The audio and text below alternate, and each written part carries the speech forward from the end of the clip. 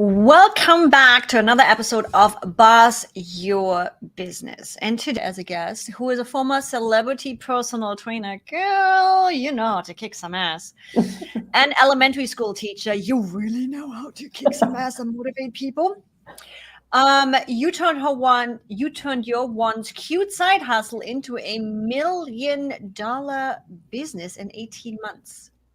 Yeah. So if anybody is wondering why I have her on today, now you know.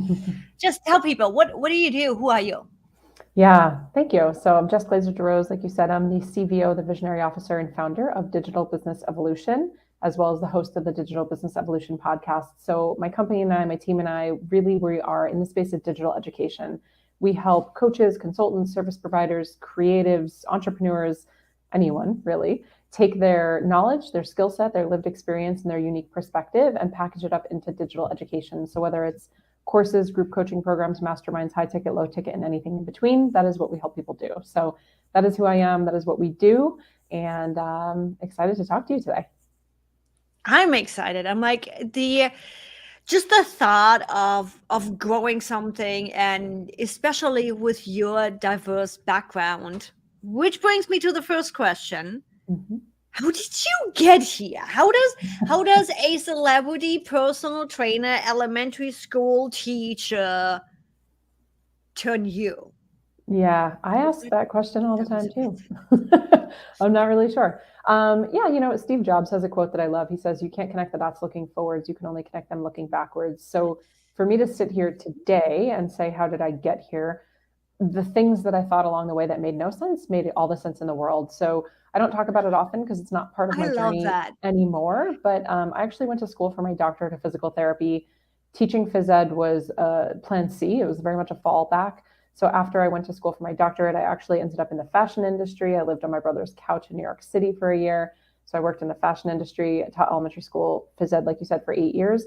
And I worked as a trainer for 18 years. So the day that I turned 17, I got my certification to be a trainer and did that for a lot of my life. And it was always a side hustle. It was always just something because I loved it. And I got a free gym membership and it helped me pay the bills. And so looking back now, I can see how all the different skill sets and education and people that I've met along the way got me to be where I am today. But the true journey that you see today of full-time entrepreneurship, retired her husband, has a team.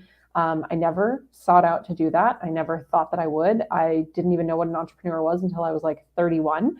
And I've just been sort of taking the next step. So they're like little breadcrumbs. And so all the little breadcrumbs along the way have gotten me here. And the transition into business coaching and consulting happened organically starting in 2017. So I had a lot of success in my health and fitness business, as you said, $1 million in 18 months, which was great. But I continued to scale that. And as I did, a lot of my trainer friends in New York City were asking me, why are you always on your computer? What are you doing? How do you make so much money? Why are you on Zoom? This is pre-pandemic. And so I started helping friends for free. And just in helping one friend, it turned into 3 and now 7. And every Thursday we're sitting behind my laptop between seeing personal training clients. And I brought my first friend through her own launch. And she had an $80,000 launch. And so at that point I said, I think that I have something here. And I've been able to take my superpower of, as a teacher, of taking difficult concepts easy to understand and writing curriculum. And I started just offering help to friends in the fitness industry. And one thing led to another. And now here we are. And all these years later, I don't do any health and fitness stuff anymore. And that's why I love that question. I'm like, when I'm always asked, I'm like, I just followed the yellow brick road. I'm like, it's just, there's a need and I like doing that. So I'm fulfilling it. But that's exactly why I love this question, because it shows our listeners where it's like, you don't necessarily set out to do this thing. Yeah, You not just, at all. between seeing what's needed and what's asked for and what we like to do, and just follow the yellow brick road. Yeah, and I packed my toolbox full of new tools along the way. The bio is very sexy, $1 million in 18 months. That's from when I quit my full-time teaching job in 2017. But what the bio doesn't tell you is that from 2012 to 2017, so for 5 years while I was working full-time as a teacher, I was blogging. I was selling $79 ebooks on the internet. I was running paid and free Facebook groups. I had been dabbling in the online industry for 5 years, testing things before I quit my job. And when I did quit, I had not replaced my income, not even close. I was making like $300 a month in my cute side hustle. And that's why I call it a cute side hustle. So I was not making a ton of money. Again, I didn't really think at the time, I think that I thought I was going to be like the next Jillian Michaels. Like I really thought I'm going to build this fitness brand. I'm going to be on TV. I'm going to be a trainer for The Biggest Loser or something like that. And obviously that is not where I am now. So. Yeah, I like where you are now better. I do like where you are now better. Me too. Yeah.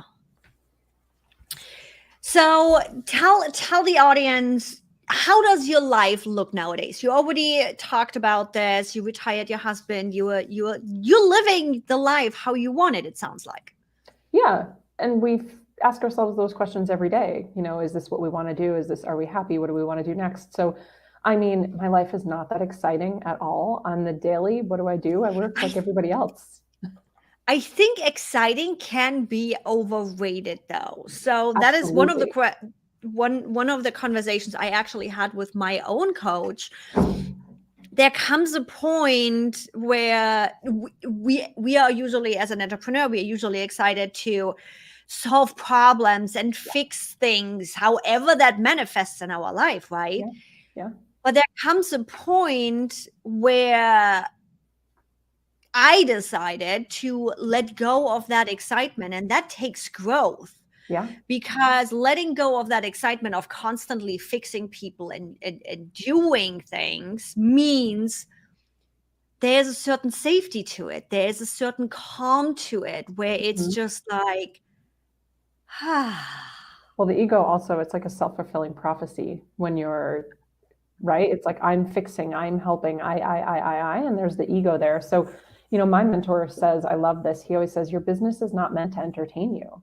And he says, you know, get a hobby. So it should feel a little bit mundane. And I think, I know, unfortunately, the coaching industry paints a different picture.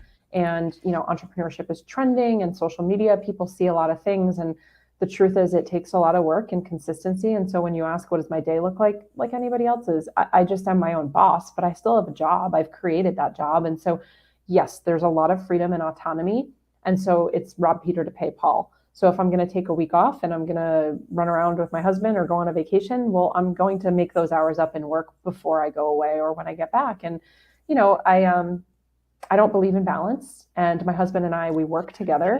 I don't at all. I don't think there is such a thing.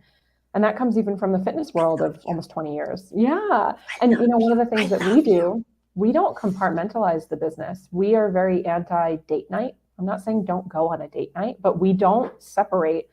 The business is here and our marriage or our romantic life is here. It's integrated. It's one and the same. And so the way that we choose to do life and business together is that we're doing life and business together. And so if we're at dinner and one of us is talking business, we know to communicate with one another. If one of us is like tapped out, you can say, you know what, babe, I really don't want to talk about business right now. This is not a trigger. We do not need to unpack anything. I'm just tapped out. Honor that, right? And so we've worked over the last 3 years of just like, not now. It's not you. I'm not mad. It just, I just need a minute. Okay, cool. When can I circle back? So we don't compartmentalize life and business. We work hard, and that is why we have a multiple 7-figure business, and we have an incredible team, and our team works really freaking hard, and we have a lot of fun. Like last year, we took our team to Vegas after our launch, and we let them bring their spouses, and we wined and dined everybody, and we partied together, and it was great. And then, you know, when we're in a launch season, we're working. So that's kind of how we treat it. I am so excited over here right now because first of all, can we clone him? I'm on the search for a guy like that. Secondary, I completely agree. To me, same thing. I'm like, I have this business because I love what I do. Yeah. I am my business. So I completely understand that, okay, we are not putting this into boxes. We're not compartmentalizing it. Yeah. But even more, yes, there is no freaking balance. It's seasons. Seasons. It's seasons. Exactly. Just There like is seasons there where the business is going to take more time, and there is seasons where personal life and travel is going to take more time. And when you said the communication piece, yes. oh my God, talk about talking my language, where it's like being able to just say, hey, Han, I love you, but I had enough shit in business today. Yeah. Can we just table that to tomorrow? Yeah. And nobody is taking it personal. It's just setting boundaries and having that communication of, cool, I'm not going to be sitting here not listening to you because my head is not in it. I'm just going to let you know. Yeah. That's how easy is communication. Absolutely. And we've had a really interesting dynamic too, because we have our COO of the company. She's our full-time integrator. She's my right hand, but we are married and we live together. And so a lot of times in the off time, decisions will all of a sudden not be made, but ideas will come up and we'll think of things. And then we'll come back to a meeting on a Monday and she's out of the loop because she doesn't live with us, right? So we've understood that in our organizational chart, while there's a certain hierarchy that happens, we've added an additional box to the organizational chart, and it's called the owner's box. So I'm the visionary officer, I'm the founder. Ultimately, at the end of the day, I'm the last stop. Lauren, who is our integrator and our full-time COO, everything gets passed through her. And Mike, who's my husband, he's the acting CEO. He's also the CFO. And so when Mike and I are together, we're sort of in this additional floating box that's up at the top, and it's called the owner's box. And so it doesn't mean that we can't dream together and ideate together. And it doesn't mean that we're intentionally leaving Lauren out. She just isn't part of this marriage. She doesn't live here. And so it's just a way of communicating where now we'll even have a channel inside of our Slack communication where we say, hey, something came up this weekend in the owner's box. We want to talk about it on the executive team meeting on Monday, right? And so it's I love that. Yeah. Oh my God, I love that. It's like communication has been such a topic for me as of late, no matter if that is in business or in personal. It's always been one of the things when I bring somebody on, I'm like, I know life happens. I know everybody I bring on is passionate about what they do. And sometimes they still have to learn how to take care of themselves in the process while living their passion. Yeah. You've probably done it just as much as I have done it, where it's like we are getting so laser focused on something and suddenly we burn ourselves out. And simply because we didn't set a damn reminder of, Evie, go take a hot bath and take the evening off. Yeah. It happens. And because I work in my team with a lot of passionate people, they have the same kind of tendency. Mm-hmm. So what I do in the beginning is literally tell them life happens. There can be a meltdown. There can be I can't fucking deal with you, Evie, right now. It's possible. When I get on one of my passion moments, I can get a lot. And there is no problem to say, Evie, go run, go do so, go on your Peloton, whatever. I can't deal with you right now.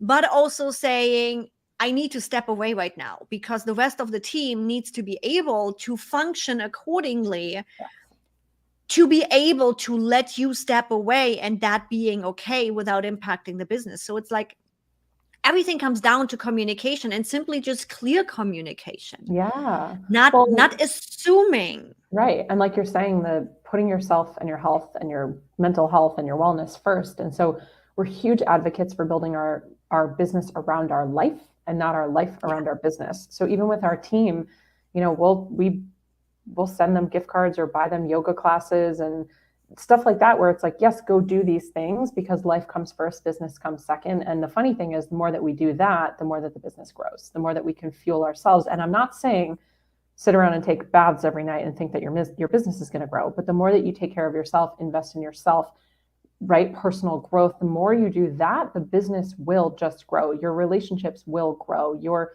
happiness will grow. That's how you become magnetic. So it's life first, business second.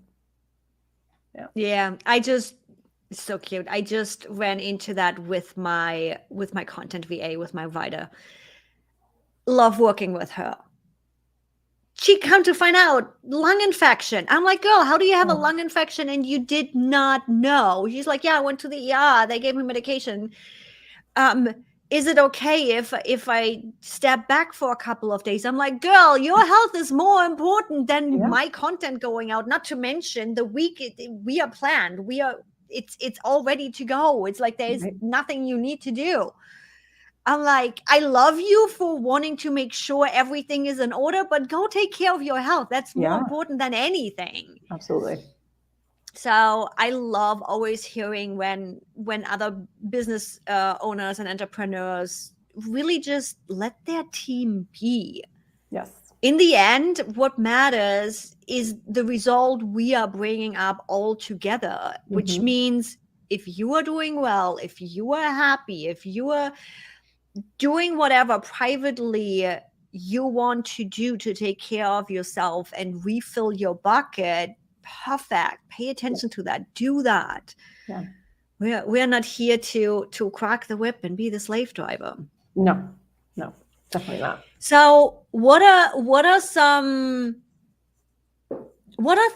things that you guys have implemented to be able to run this business like that, to go through the seasons, to support your team? One of the things you already had mentioned was the owner box. I love that idea. I might just have to steal that because it's just the common sense, right? You guys live together. I'm like, you are married. Yeah, it's kind of to be expected. You're living together. Right. So just adjusting accordingly for that to bring the company in. I love that process. I love that idea.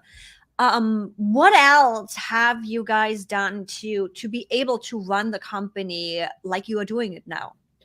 Gosh, so many things. I mean, from the top down, number one is I've gotten out of my own way. So as founders and visionaries and coaches and business owners, a lot of times we are the bottleneck, whether it's our mindset and limiting belief that's the bottleneck, our need for control, our need for ownership, right? So I have gotten out of the way, which has not been easy. It's taken years for me to really work on that, where I'm asking for help, I'm delegating, I'm raising my hand, I'm saying I don't know, watching other people on the team fumble through things that I could probably do maybe at the time better and faster, but ultimately it's going to be their role.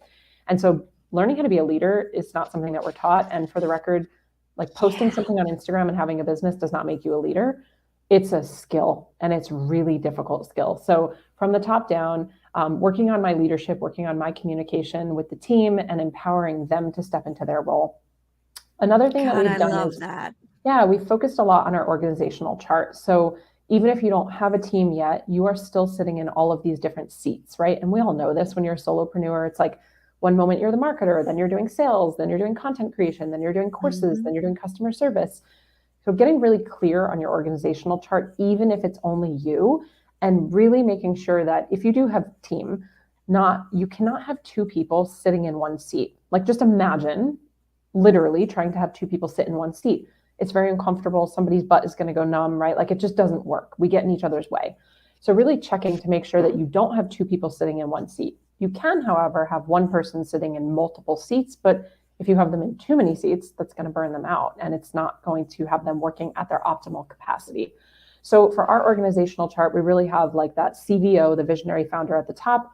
Underneath me is going to be our CEO and our COO. And then underneath that, we have 3 departments. So on the left, we have our growth. So our head of growth is responsible for anything before the sale. So this is marketing, this is social media, this is PR, this is content, this is ads, affiliates, right? In the middle, we have operations. So legal, financial, tech, boring, HR. And then on the right, we have customer success. So that's essentially anything after the sale. So the deliverables, the content, the emails, the continuing education, the customer support, the check-ins, the surveys, the testimonials, right? The gifts, all of that.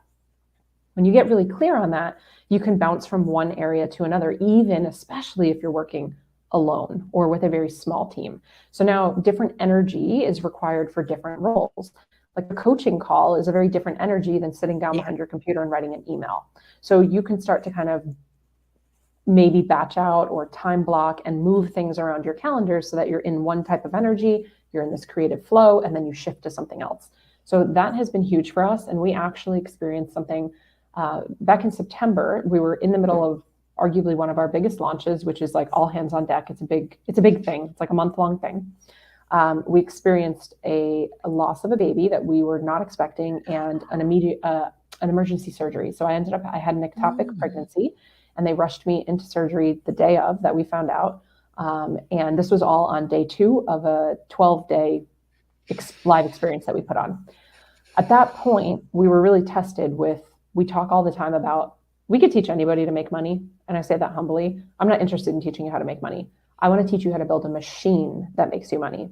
And this is like a big thread throughout our business. Well, on September 17th, 2022, the rug was pulled out from underneath me and I was removed from the business unexpectedly. And we were on day 2 of a 12-day launch. And the team ran the entire thing without me. And it was like, wow, we did it. We've built the machine that we always talk about. And so for us, that is something that we harp on that, we teach that, we believe in that. And what that looks like is anything from taking a proactive approach to your business, not a reactive approach to your business, not throwing money at problems. Throwing money at a problem isn't going to solve the problem. It's just going to decrease the amount of money that you have, right? So learning how to do all the different things in the business. Everyone on the team knows how to do everything in the business. It doesn't mean that's what they're doing all the time, but making sure even yourself as a solopreneur, do everything, learn all the platforms before you hire people, so that when you do hire someone, you know if they're trying to get one over on you, you know that task only takes 6 minutes. You know that if they can't show up tomorrow because something in their life happened, you don't have to freak out because you know how to jump in. Yeah. Yeah. And that's one of the things that I like to follow too, where it's like, you don't need to be the expert in everything on your business. That's where you can hire experts, but know enough to know your way around. Yeah. It also, especially when you are starting out, when you are just learning how to hire well, gives you the chance to be like, you know what, we are not aligned. We are not doing this. I'm going to take over. It gives you that safety of knowing I can make a decision based out of my decision, not out of fear. Yes. Or like desperation. So I love that. And sorry for the loss. Sorry for that. Thank you. Experience, but it has proven also that you are living what you are teaching. And that's part of what drives me too, where I wasn't in that situation when I lost my husband. I had to completely start over from zero, where I'm like, I don't want people to have to make a decision between their business and their loved ones. Life happens, and especially in the States. Let's be honest, we do not have the social safety net I used to have in Germany. So being able to rely on your business rather than your business relying on you is just a safety and a freedom of choice that I wish on anybody out there. So my head is off to you. Yeah, we're speaking the same language for sure. Yeah. I'm like, I just found my new business bestie. It's like, yep. On the customer side of things, so that was sort of top down on the team side of things, but on the customer side of things, I think the success has really come from a couple different things. So similarly, getting out of my own way again, right? There's a theme here. Listening. Most of us aren't listening to our clients. Are you saying I'm not supposed to be talking at my clients and telling them what to do?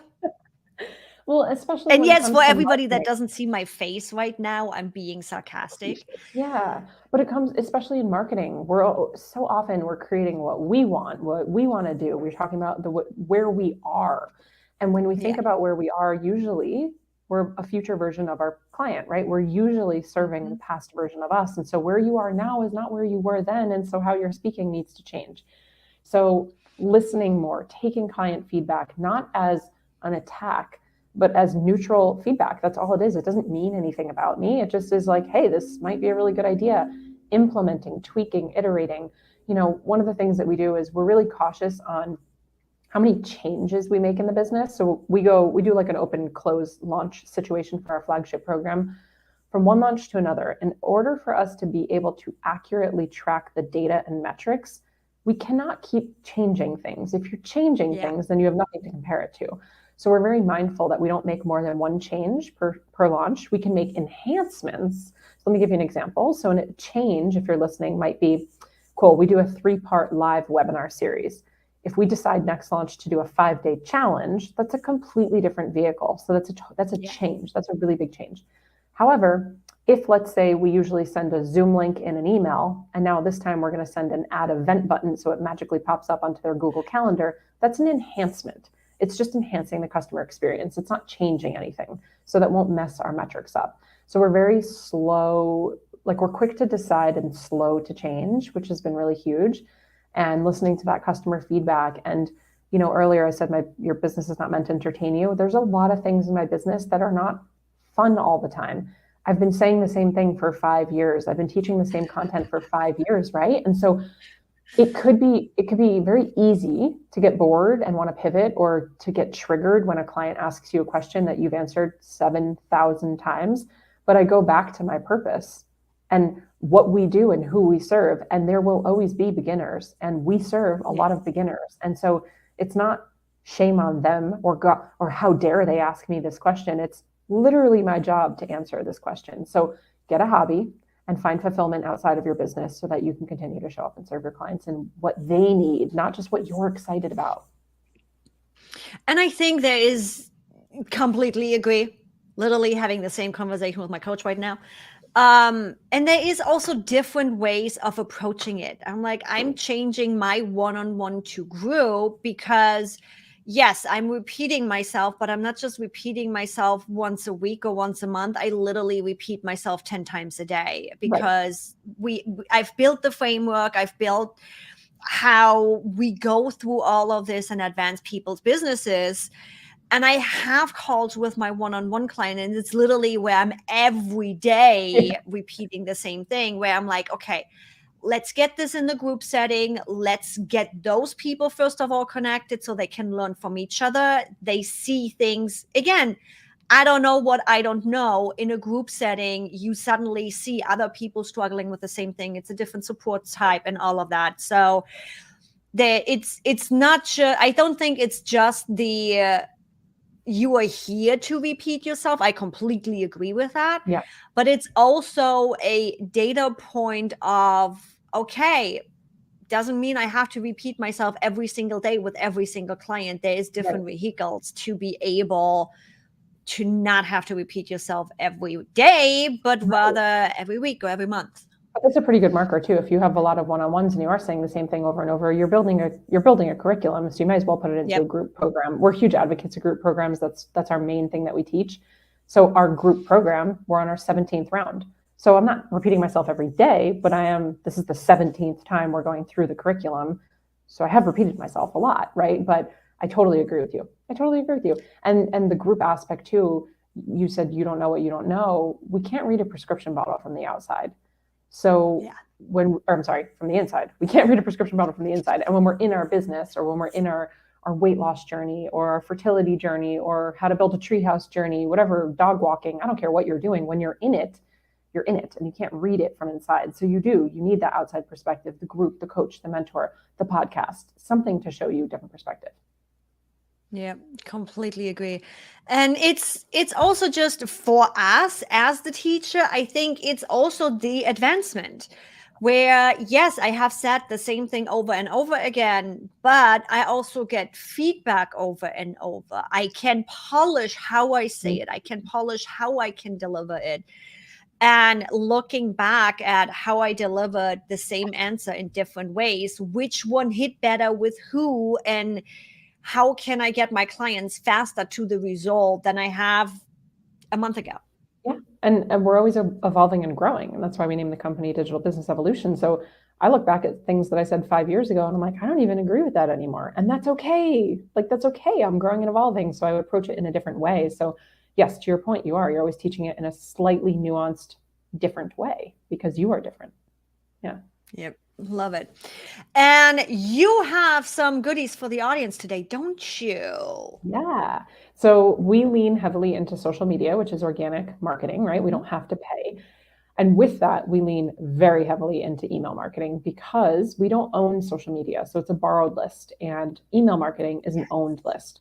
Funny enough, as we were recording this episode, as the universe would have it, I got locked off of Instagram yesterday because there was a fake account trying to be me. This is going around right now, isn't it? It's all the time. So they were trying to be me, and they were so close to me that Instagram just shut me down. So they wouldn't let me post. They wouldn't let me do stories. They froze all my stuff. And so I was like, well, isn't this funny? Because we always talk about how important email marketing is. And now Instagram literally shut me down. So what we have is an entire 10 video training. It's incredible. It talks about why it's important, how to do it. We have tech tutorials. We walk you through how to build and grow your email list with dream clients and like hot leads and dream clients, right? To get people to buy.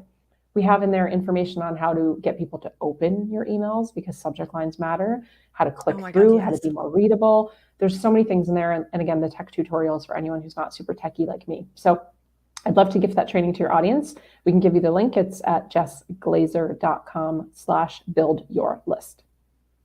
And it will be in the description for you guys to easy link to it and just click on it. Last but not least, where can people find you? So they can, once the Instagram account is open again and you actually can post. Instagram jail. So I hang out most on Instagram at I am Jessica DeRose. We have our podcast twice a week, Digital Business Evolution with Jessica DeRose. Website, TikTok, LinkedIn, Twitter, like literally anywhere. YouTube is our new focus for 2023. So come hang out with us on YouTube, but definitely shoot me a voice memo on Instagram. That's where I hang out the most. See, when people actually invite you into their DMs, those are the real people. Oh my gosh, please. I voice memo everybody. Oh, hell, I am the 3-finger type system girl. It's like, if I cannot voice memo you, what are we doing? What are we doing? I love it. Thanks so much for joining me today. I Thank you. cannot wait to actually, have I followed you on Instagram yet? I will definitely be making sure that I am, because I think I just found my new business bestie. We are talking the same language. No, the red shirt, the red hair. We're sisters. Oh yeah, red hair, red t-shirts. It's like we're just twins on different sides of the country. Yes. Everybody, I'll see you in the next episode. Jess, thanks so much for joining me today, and I can't wait to chat on Instagram. Of course. Thanks for having me. Bye.